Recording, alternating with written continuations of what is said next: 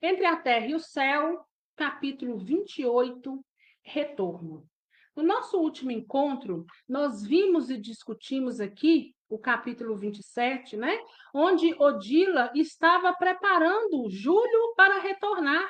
Júlio precisa renascer. Porque a gente sabe que existe uma lei de causa e efeito que ela é para todos e contra todos. Júlio, que em duas encarnações passadas, se perdeu através do suicídio, se envenenando. Na última, ele desencarnou por afogamento, mas ele ainda precisa continuar se depurando. Odila, que era mãe, que foi mãe dele na última encarnação, agora também desencarnada e consciente, vê a ferida na fenda glótica e fica preocupada. Mas, diante de todos os estudos, de todas as perguntas que ela fez e foi em busca de uma solução, ela chega no entendimento que a única saída seria reencarnar. Para quê? Para purificar, né? Ou seja, para poder diluir. Até nisso, Jesus e Deus têm misericórdia, né? Eles não nos deixam pagar a conta de uma vez, eles nos dão a opção de pagar parcelado, porque eles sabem que nós não temos forças, muitas das vezes, de pagar de uma vez só. Então, ele nos dá a oportunidade de sermos inseridos quantas vezes for necessário, até que nós, então, diante daquela situação e daquela questão, nós possamos ter, então, equilíbrio. Né? Então, ela conversou com Zulmira está encarnada, mas em desdobramento para que recebesse Júlio, ela aceitou e agora todos estão ali trabalhando para o retorno de Júlio. Né? Então, o capítulo 28, Retorno, começa com André falando que eles estavam preocupados com o caso de Júlio, né? Mas que no dia seguinte, eles indagaram o orientador sobre a planificação do serviço reencarnatório e o Clarence informou para eles, né? Então, André Mazilar estava lá preocupado, falou, como é que vai ser esse projeto reencarnatório, né, do menino Júlio? Nós estamos aqui pensativos sobre essa questão.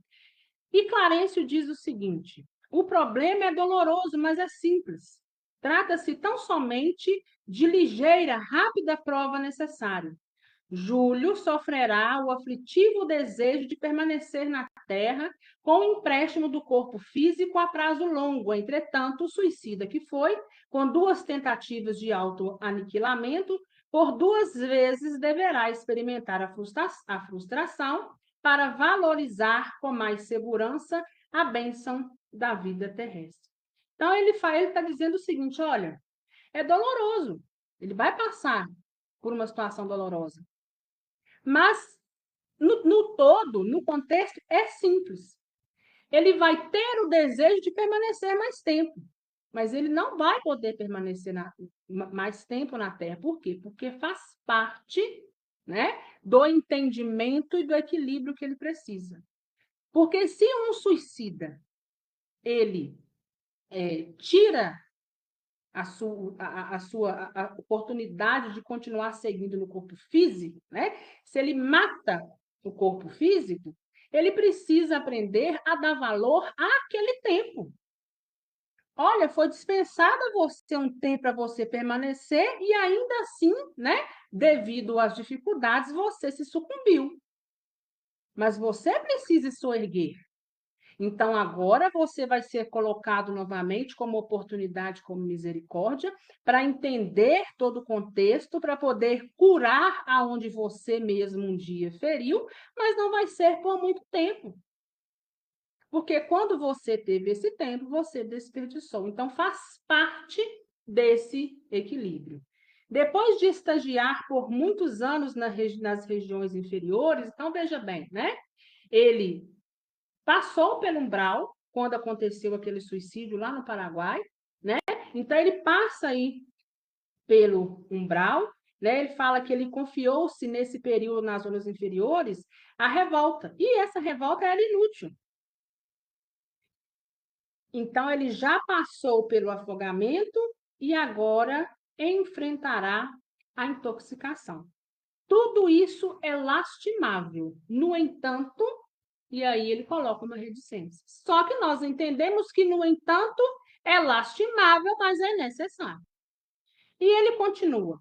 E mostrando significativa expressão fisionômica, ajuntou: quem aprenderá sem a cooperação do sofrimento? Então, diante de tudo isso, quem que vai aprender? É só Júlio? Os pais estão inclusos? A família está inclusa? Quem mais, dentro desse projeto, dessa volta rápida de Júlio, vai aprender, vai tomar para si a lição que necessita? E aí ele fala, né? André fala, Hilário fala, né? Penso, contudo, no martírio dos pais. E Clarencio, generoso como sempre, ele fala: meus amigos, a justiça é inalienável. Ou seja, a justiça, a lei de causa e efeito, ela é intransferível. Ela é você e você mesmo. Então, se você trouxe algo para o seu caminho, é porque você, lá na frente, vai precisar enfrentar. Justamente, né? Porque foi uma conduta sua. Então, nós não transferimos nada para ninguém, né? Não tem como a gente alienar nada. Não podemos iludi-la. Com o desequilíbrio emocional de Amaro e Zumira no pretérito, ou seja, no passado, lembra? Lá na Guerra do Paraguai, aquela confusão, aquele triângulo amoroso, né? Que Júlio foi para esse lado do suicídio justamente por esse envolvimento, né? De todos eles, essa confusão que arrumaram lá. Então, olha lá.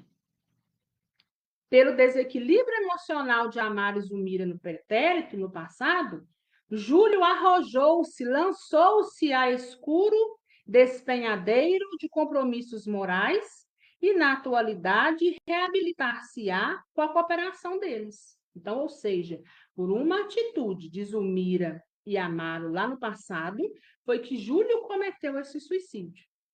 Então, está todo mundo entrelaçado aí dentro dessa lei de causa e efeito, né? Então, ou seja, se eu ajudei a dar causa, eu tenho responsabilidade nisso. Ah, mas eu não pratiquei suicídio, mas você fez com que a sua conduta fez com que o outro praticasse. Então, você tem responsabilidade. E assim está Amaro e Zumira. Apesar de ser pesado a princípio para os pais, será necessário a eles a passagem também dessa purificação de Júlio, né? Ontem, o casal, por esquecê-lo, inclinou-o à queda. Hoje, por amá-lo, garantir-lhe-á o soerguimento, né? Então, antes, eles fizeram a conduta deles, o levaram o outro a ter uma conduta densa, pesada, irresponsável diante da vida física, né? Hoje, eles precisam ajudá-lo a soerguer. Então, quando a gente vê uma família, claro, gente, que cada caso é um caso. Então, são possibilidades. Então, quando você vê uma família com alguém passando, né, com um indivíduo passando por uma situação muito pesada, os pais estão ali firmes e ajudando, podem ter certeza que todos estão entrelaçados por alguma razão. Ou os pais estão ali somente para ajudá-lo realmente, vieram com essa missão, ou porque em um passado eles contribuíram para que algo desequilibrasse o perispírito. Então, se eu contribuir para o desequilíbrio, eu tenho que contribuir para soerguer, né? Para equilibrar. Se eu tenho capacidade, força e discernimento para ajudar um ser amado, se assim me for permitido, eu também o farei. Lembram de Lísias? Da sobrinha de Lísias no filme Nosso Lar? O que a mãe de Lísias fala? Eu vou reencarnar para ajudar a minha neta a se reequilibrar no que ela precisar. Então, ali nós não estávamos falando em dívida, mas a avó estava trazendo para ela uma responsabilidade, uma missão de ajudar a neta, né? A palestra esmoreceu, talvez porque o assunto nos compelisse a severa meditação. Hilário e eu, refletindo na absoluta harmonia da lei, calamo-nos cismarentos, né, pensativos à espera da noite, quando integraríamos a caravana da amizade que restituiria a criança enferma ao ninho antigo. Então, eles estão aguardando o quê? Júlio será levado. Na noite desse dia, Júlio será levado a reencarnar, a voltar, né, para o seio de Zulmira, para então, né, continuar e seguir aí a vida física, ainda que por pouco tempo. Com efeito, avizinhava-se a madrugada quando alcançamos a residência do ferroviário. Quem era o ferroviário? Amaro, envolvido em sombra. Odila trazia nos braços o filho irrequieto e gemente, enquanto o ministro, irmã Clara, Blandina, Mariana, Hilário e eu rodeávamos ambos em silêncio. Entramos à sala humilde. Qual se houvera sorvido, como se houvera absorvido, ingerido, invisível anestésico, o menino emudeceu. Então, durante toda a trajetória mundo espiritual para a terra, para a casa de Amaro, Júlio continuava naquela gimura, né? Lembra? Ele está com a fenda glótica toda ferida. Quando ele chega até o lar terreno, como se ele tivesse tomado um anestésico, ele emudece, cala, silencia. Junto de nós, o orientador solícito explicou. O doentinho encontra grande alívio em contato com os fluidos domésticos. O reequilíbrio da alma no ambiente que lhe é familiar no mundo constitui base firme para o êxito da reencarnação. Então, ou seja, por Júlio ainda está muito próximo daquela energia, né, que se encontrava dentro daquela casa, não é que ele tomou um anestésico, mas é como se fosse, ele se acalma, né? Ele se sente ali aliviado. E Clarencio não prosseguiu, contudo. Irmã Clara fez-lhe expressivo aceno e o nosso instrutor penetrou sozinho a câmara conjugal, sem dúvida para certificar-se quanto à conveniência de confiarmos o pequenino à sua futura mãe. Transcorrido alguns minutos, Clarencio veio ao nosso encontro, convidando-nos a entrar. Enternecedor espetáculo desdobrou-se à nossa vista. Zulmira, em espírito, estendeu-nos braços fraternos. Então, aqui, primeiro, né, a irmã Clara chama Clarencio para que viesse até os aposentos do casal. Passa alguns instantes, Clarencio volta e chama André Luiz, chama todos os outros, né? E André Luiz fala que um espetáculo surgiu sobre eles. Primeiramente, Zulmira se desdobra e, em espírito, chega até eles, estendendo os braços. Então, vamos lá, vamos continuar aqui. Nem vi onde eu parei. Zulmira, em espírito, estendeu-nos os braços fraternos. Estava bela, radiante de alegria. E quando recebeu Júlio, conchegando-o ao próprio peito, pareceu-me sublimada Madonna, aureolada por maternidade vitoriosa, né? Então ela se ilumina, né? Odila chorava. Clarencio ergueu os olhos para o alto e orou em voz comovedora. Senhor, abençoa-nos. De almas entrelaçadas na esperança em teu infinito amor e no júbilo que nasce da obediência aos teus desígnios, aqui nos achamos acompanhando um amigo que volta à recapitulação. Dá-lhe forças para submeter-se resignado à cruz que lhe será a salvação. Ó Pai, sustenta-nos na grande estrada redentora, em que o obstáculo e a dor devem ser nossos guias. Fortalece-nos o bom ânimo e a serenidade e modera-nos o coração para que saibamos servir-te em qualquer circunstância. Sobretudo, Senhor, rogamos-te auxilies a nossa irmã que investe sagradas aspirações femininas no apostolado maternal. Santifica-lhe os anseios, multiplica-lhe as energias, para que ela se honre contigo na dívida tarefa de criar, na divina tarefa de criar. A palavra do ministro, saturada de paternal amor, desse amor que nos atinge o espírito até a fonte oculta das lágrimas, levaram-nos à comoção.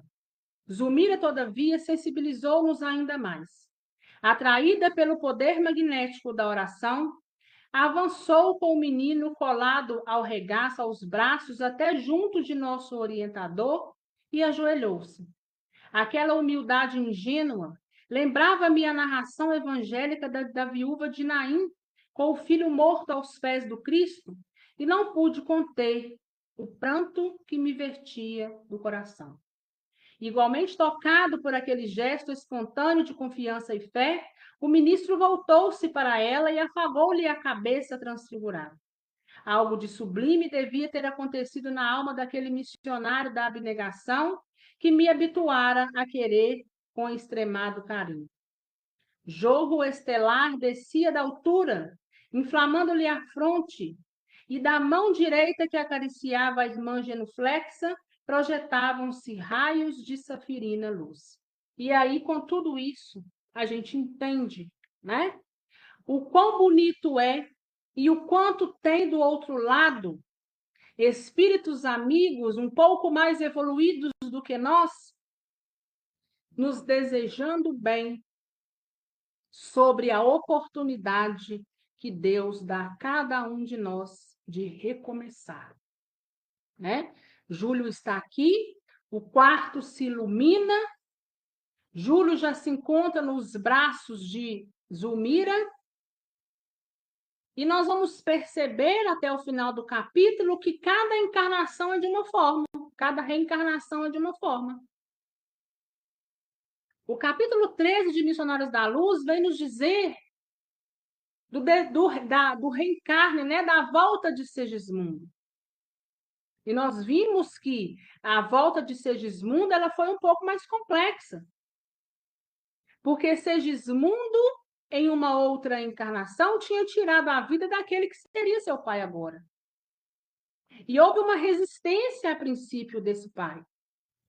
Até que esse pai libera-se o perdão. Como a rotina de Segismundo, a conduta, a caminhada dele terrena é adversa, diferente da caminhada de Júlio, Alexandre, à época que era o instrutor, precisou intervir, né, na genética em si, separando ali o que precisava separar para que o corpo físico obtivesse as qualidades necessárias, os pontos necessários que se adequasse ao projeto reencarnatório de Segismundo, né? Então, cada caso é um caso também dentro da reencarnação. Umas um pouco mais complexa, outras menos complexa, apenas seguindo o fluxo da vida e da lei de causa e efeito. Maravilhosos instantes de expectação correram sobre nós. Em seguida, sustentando-a nos braços, Clarencio reergueu-a, conduzindo-a ao leito com a criança. Zulmira, desde então, afigurou-se-nos integralmente concentrada no filhinho que se enlaçou a ela instintivamente, à maneira de um molusco a acomodar-se na própria concha. Júlio dormia placidamente, enfim. Abraçada ao colo materno, parecia fundir-se nele. De outras vezes, acompanhara trabalhos preparatórios de reencarnação que exigiam concurso, ajuda ativa de técnicos do assunto e de benfeitores da vida superior, mas ali o fenômeno era demasiado simples. O corpo sutil do menino, como se justapunha aos delicados tecidos do perispírito maternal, adelgando-se, afinando-se gradativamente aos nossos olhos. Então, aqui, André Luiz fala exatamente o que eu acabei de citar, né? André Luiz fala que ele já acompanhou outros trabalhos que a reencarnação exigia a ajuda de técnicos do assunto, e Segismundo foi um deles, né? Onde Alexandre era um técnico ali, vamos dizer assim, um técnico na genética, na reencarnação, na volta do corpo, em que ele precisou mexer nos campos, né, necessários para aquela encarnação, então, ter o efeito que precisava, né? Só que André Luiz estava dizendo que aquela ali estava sendo diferente, né? E ele fala que o corpo sutil do menino, ele se justapôs ao da mãe, né? E ele foi afinando-se gradativamente aos nossos olhos. Irmã Clara e as companheiras oscularam, ou seja, beijaram a futura mãe que tentava recuperar o corpo denso, tentava voltar para o corpo físico, né? Ela estava desdobrada, conduzindo consigo o pequeno confortado e desfalecente, e retiramos-nos, tomados da alegria que nasce pura da obrigação bem cumprida. Odila encarregou-se da assistência a Zulmira e Clarence prometeu seguir de perto os serviços naturais daquela gravidez incipiente, daquela gravidez que se iniciava. Quando nos vimos de novo a sós, nós tivemos indagações, né? E eles perguntaram a Clarencio. O Clarencio, sempre paciente, esclareceu a eles. A reencarnação, no caso de Júlio, não reclama, não precisa de nossa esfera cuidados especiais. É uma descida experimental ao campo da matéria densa, com interesse tão somente para ele mesmo e para os familiares que o cercam. Então, ele está dizendo o seguinte, olha, a reencarnação de Júlio é uma reencarnação simples. Primeiro que ele vai passar aqui pouco tempo. E segundo, o que ele veio buscar foi, né, um aprimoramento para ele e para a família tão somente e ponto. O aprendizado é somente para eles, não vai abranger terceiros, não vai abranger uma sociedade, não vai abranger um meio, a não ser o meio familiar. Todavia, se a existência do filho de Amaro estivesse destinada no momento a influenciar a comunidade, se ele fosse detentor de méritos indiscutíveis, com responsabilidades justas nos caminhos alheios, o problema seria efetivamente outro. Aí sim, forças de ordem superior seriam fatalmente mobilizadas para a interferência nos cromossomos, garantindo-se o embrião do veículo físico de maneira adequada à missão que lhe coubesse, né? Então, se ele fosse ter uma missão mais ampla, ele necessitaria, né, da ajuda, assim como lá em Segismundo, Alexandre precisou intervir ali em cada ponto e fazer as melhores escolhas daqueles cromossomos, daqueles espermatozoides, né, para poder ter a função, né, que precisasse para aquela reencarnação, para aquela missão. E se o reencarnante fosse um homem de larga intelectualidade, inquiriu Hilário? Merecer-nos-ia cautelosa atenção na estrutura cerebral, para que lhe não faltasse um instrumento à altura de seus deveres na materialização do pensamento. Quando Hilário faz essa pergunta, e Clarence nos dá essa resposta, nós então entendemos que cada um de nós, com a missão ao qual nós estamos destinados, tivemos a ajuda de uma maneira específica a cada um de nós. E André Luiz pergunta, né? E se fosse um médico? Um grande cirurgião, por exemplo? Hilário responde, receberia assistência aprimorada, melhorada, né? Na formação do sistema nervoso, assegurando-se-lhe pleno domínio das emoções. Por que não mais indagássemos especificamente? O instrutor continuou. Contudo, em milhares de renascimentos na Terra, os princípios embriogênicos funcionam automáticos cada dia. A lei de causa e efeito executa-se sem necessidade de fiscalização da nossa parte. Na reencarnação, basta o magnetismo dos pais, aliado ao forte desejo daquele que regressa ao campo das formas físicas. De retorno ao campo físico, estamos invariavelmente animados de um propósito firme, seja o anseio de alijar, de diminuir, de aliviar a dor que nos atormenta, a aspiração de conquistas espirituais que nos facilitam o acesso à vida superior, o voto de recapitular serviços mal feitos ou o ideal de realizar grandes tarefas de amor entre aqueles em que nos afeiçoamos no mundo. De modo geral, a maioria das almas que reencarnam satisfazem a fome inquietante do recomeço. Então, todos que estão vindo, cada uma procura, adentra-se pelo caminho em que se afinam, entre o caminho que são necessários a eles passarem no momento. Porque nessas reencarnações nós temos fome inquietante de recomeçar. Porque nós queremos nos melhorar, nós queremos diminuir as nossas dores, nós queremos consertar os nossos malfeitos, nós queremos fazer diferente, ou então nós queremos ajudar alguém que é tão... ele fala aqui, aqueles que nos afeiçoamos, que são para nós caros, aqueles que tanto amamos. Então, cada um tem a sua missão. E a gente, junto com os engenheiros siderais, ou somente os engenheiros siderais, dependendo aí da ocasião, nós vamos trilhar o nosso projeto, mas nós vamos seguir o curso que precisa seguir. Porque nós somos energias, aqueles que são devedores vão se procurar. Porque lembra do carimbo? Está carimbado em cada um deles, cada carimbo é como se fosse um imã, que um fosse atraindo do outro, porque ali tem pendências a serem, então, resolvidas.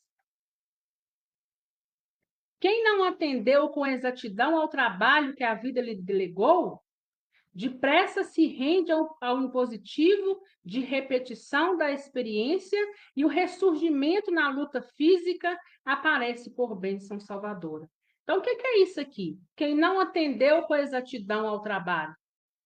Quem não aprendeu. Quem veio por uma reencarnação e não aprendeu o que precisava aprender, ou então contraiu mais débitos, quando tem consciência, ele se rende ao impositivo, ao que é o de uma reencarnação, para poder passar de novo, poder tentar aprender. E isso não é só para a nossa reencarnação.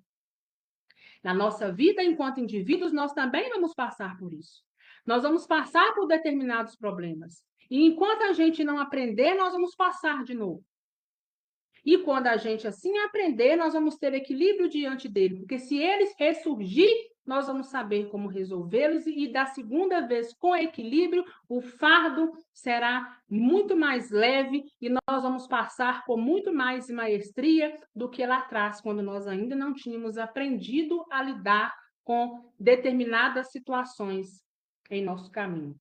Milhões de destinos se reestruturam dessa forma, como se refaz uma grande floresta. A sementeira cresce estimulada pelo magnetismo do solo. A existência corpórea germina de novo, incentivada pelo magnetismo da carne.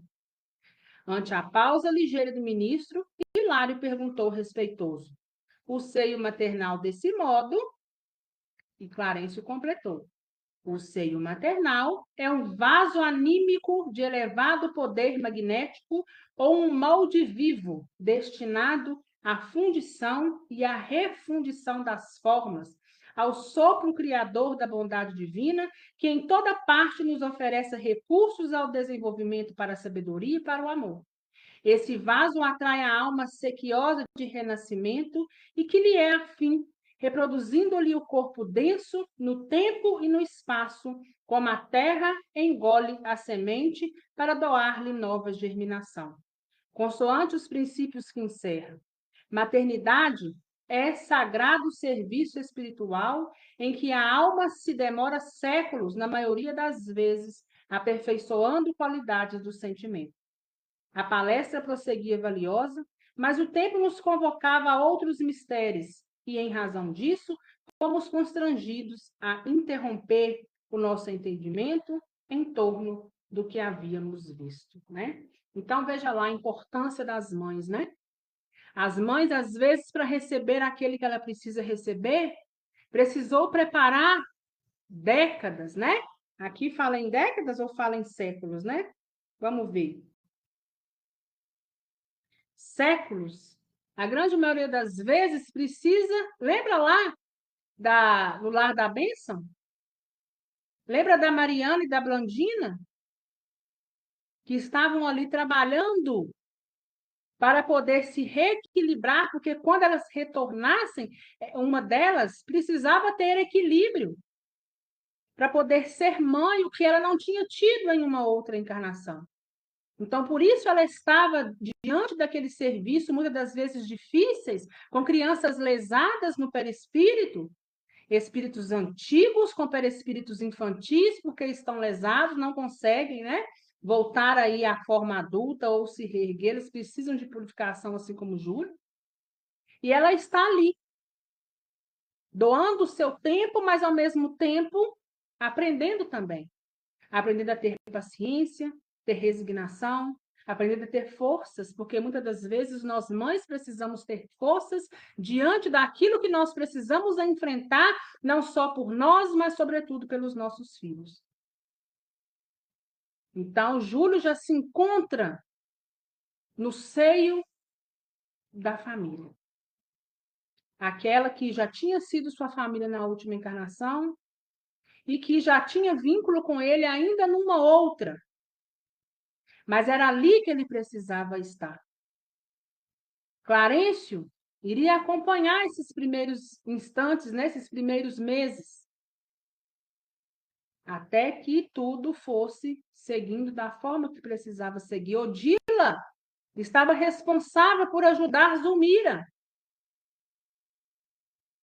E nós precisamos entender que sempre nós vamos nos achar se assim nós somos devedores ou se nós somos amantes um do outro, amantes no sentido de um nutrir pelo outro o amor puro, né? O amor puro sempre nos encontrará, mas nós também encontraremos aonde nós precisamos consertar e reparar.